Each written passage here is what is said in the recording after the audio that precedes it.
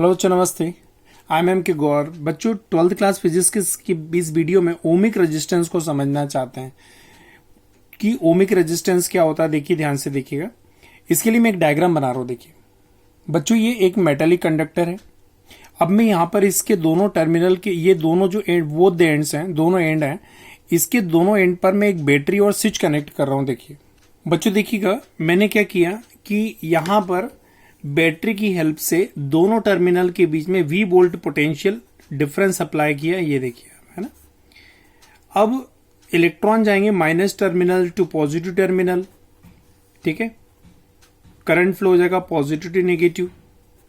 कितना current flow होगा depend करता है पोटेंशियल डिफरेंस पर, या पोटेंशियल डिफरेंस जितना ज्यादा अप्लाई करोगे करंट उतना ही बढ़ता जाएगा। ठीक समझ में आ रहा है?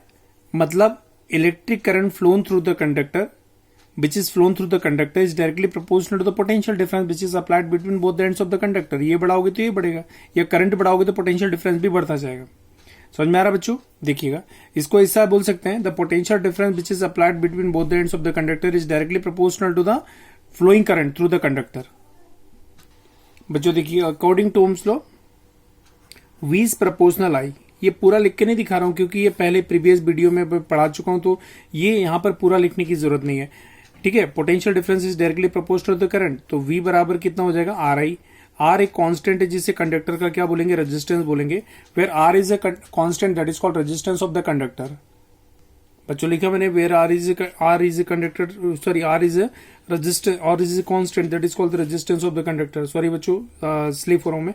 तो where are is a constant that is called resistance of the conductor, ठीक है। थोड़ा स्पीड से बोलने में थोड़ा सा टंग स्लिप हो गई, ठीक है बच्चों। तो यहां पर क्या हुआ, आर एक कांस्टेंट है जिससे कंडक्टर का, इस कंडक्टर का रेजिस्टेंस कहते हैं। ये भी अपन पहले देख चुके हैं।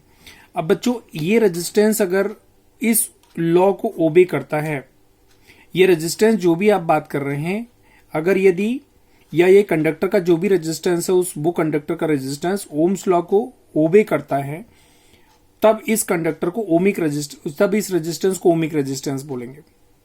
ये रेजिस्टेंस अगर ओम्स लॉ को ओबे करता है, इस कंडक्टर की रेजिस्टेंस की बात करें, और ये रेजिस्टेंस, इस कंडक्टर का रेजिस्टेंस इस ओम्स लॉ को वेरीफाई करता है या ओबे करता है, तब इस कंडक्टर की इस रेजिस्टेंस को ओमिक रेजिस्टेंस कहते हैं।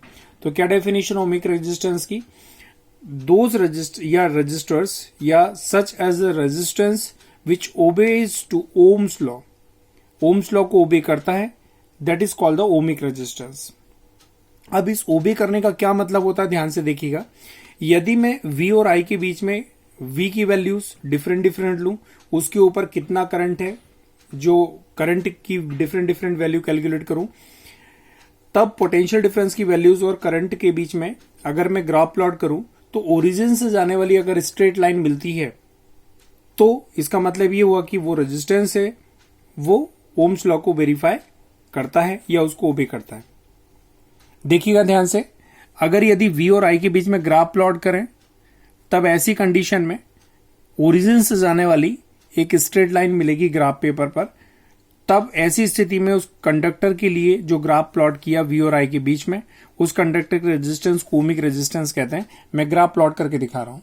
अब बच्चों, इस ग्राफ का मतलब ये होता है कि इस ग्राफ पेपर ये जो लाइन मिल रही है आपको, इस लाइन पर कहीं भी कोई पॉइंट लीजिए, और उस पॉइंट पर जैसे डिफरेंट एक पॉइंट यहां ले लीजिए, एक यहां पर, एक यहां पर, एक यहां पर, और इस पॉइंट पर डिफरेंट पॉइंट्स पर V और I की जो भी वैल्यू होगी उनका रेशियो निकालिए। क्यों? क्योंकि I को अपॉन में ले आएंगे तो V upon I equal to V of R होता है। क्लियर बच्चों? तो अगर यदि मैं यहां पर इस पॉइंट पर V की वैल्यू और इस पॉइंट पर करंट की वैल्यू का रेशियो करूं, तो रेजिस्टेंस R1 आ जाएगा। इस पॉइंट पर V की वैल्यू और I की वैल्यू का रेशियो करूं, तो फिर करंट R2 जो वैल्यू आएगी R2 मानिए, करंट की नहीं, रेजिस्टेंस की वैल्यू जो भी आएगी उसको R2 मानिए। इस पॉइंट के लिए जो भी V की वैल्यू आएगी, जो भी करंट की वैल्यू आएगी, उनका रेशियो फिर करिए, फिर एक रेजिस्टेंस निकालिए कंडक्टर का R3 निकालिए। तो अगर R1, R2, R3 की वैल्यू सेम आ रही है, हर बार V और I का रेशियो सेम आ रहा है, इसका क्या मतलब हुआ कि यहां पर ओम्स लॉ वेरीफाई होता है, और यहां पर जो रेजिस्टेंस है वो ओम्स लॉ को ओबे करता है। तब ऐसे रेजिस्टेंस को अपन क्या कहते हैं, ओमिक रेजिस्टेंस कहते हैं, जो ओम्स लॉ को ओबे करे। तो यहां पर डेफिनेशन आ सकती है, ठीक है, ओम्स लॉ की, resistance which obeys to Ohm's law is known as the ohmic resistance. If we plot a graph between the V and I, potential difference and current flowing through the conductor, then we get a straight line passes through the origin point.